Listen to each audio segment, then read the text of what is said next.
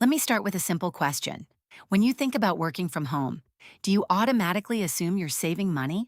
No commuting, no fuel, no office lunches, no parking fees. On the surface, it feels like a financial upgrade. More freedom, more comfort, more savings.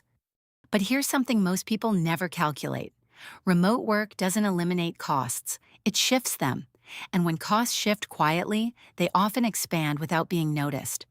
Today, we're going to explore the hidden costs of remote work and how they affect your financial flexibility. This is Money Science AR, and this isn't about criticizing remote work, it's about understanding the full picture. Let's begin with the obvious. When people first transitioned to remote work, many saved money on commuting. Fuel dropped, public transport costs disappeared, daily coffee runs decreased. That felt like progress. But then something subtle happened. Home became the office, and once home becomes the office, new expenses begin forming. Let's talk about utilities. When you work in an office, your employer pays for electricity, heating, cooling, internet infrastructure, office lighting. When you work from home, those costs transfer to you. Running air conditioning all day in summer, heating during winter, electricity for monitors, laptops, routers, lighting. Individually, they don't feel dramatic, but monthly, they add up. And because they are embedded into normal household bills, they rarely get calculated separately. That's the first hidden shift. Cost transfer. Now let's move to hardware. In an office environment, equipment is often provided: monitors, chairs, desks, docking stations, keyboards.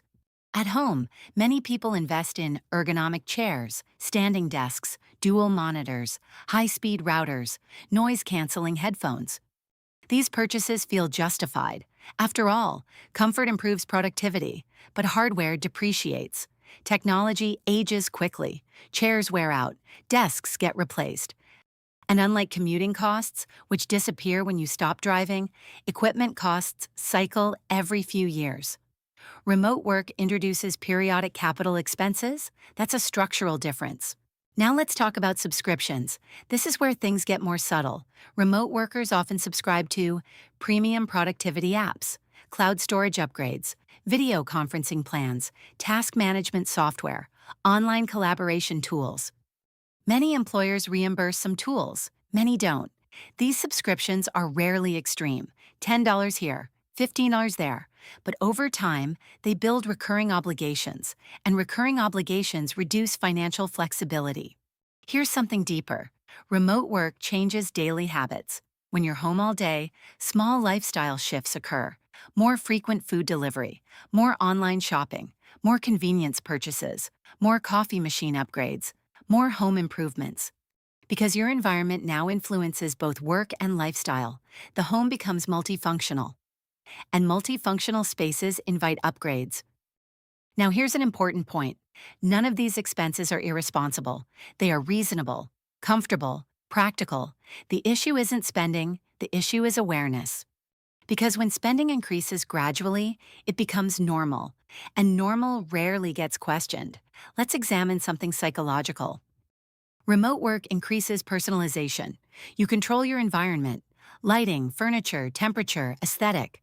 That control often leads to optimization, and optimization leads to upgrades. But optimization has no natural endpoint.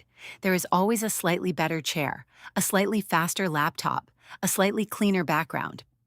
Without limits, personalization becomes inflation, lifestyle inflation, but inside the home.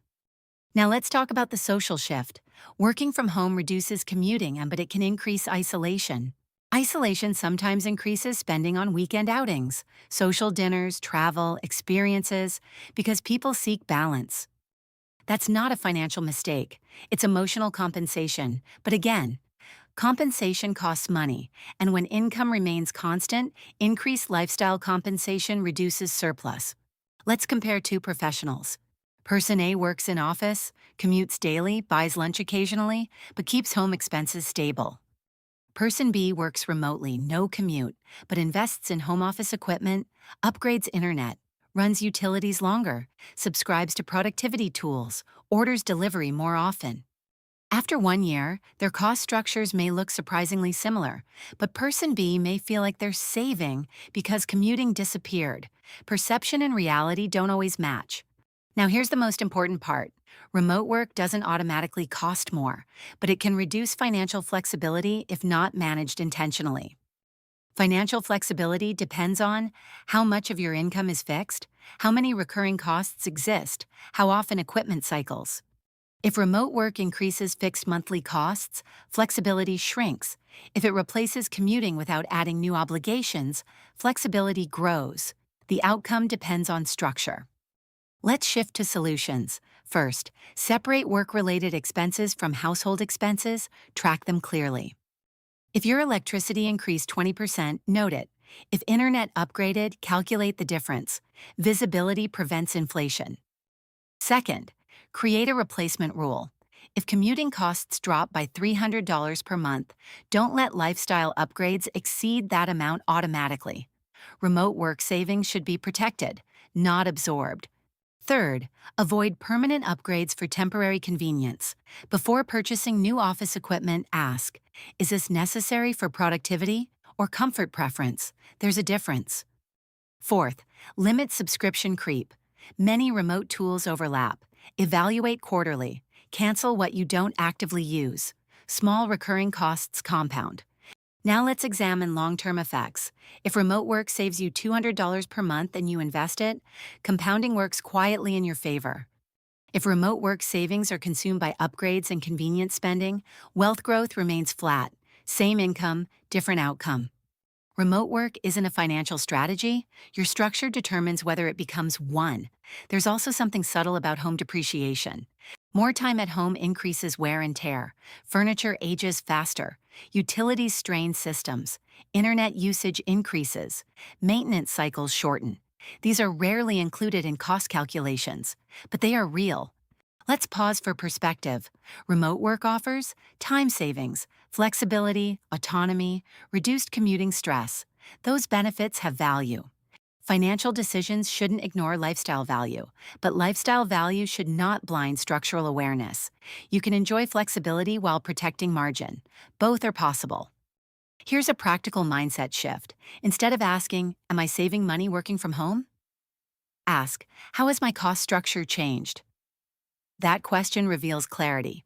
Now imagine two futures. Future 1. Remote work increases comfort but also increases obligations. Future 2. Remote work replaces commuting without expanding lifestyle commitments. One builds stress slowly, the other builds surplus. The difference is intentional management. Remote work isn't a trap, but unexamined remote spending can quietly reduce flexibility, just like lifestyle inflation after raises.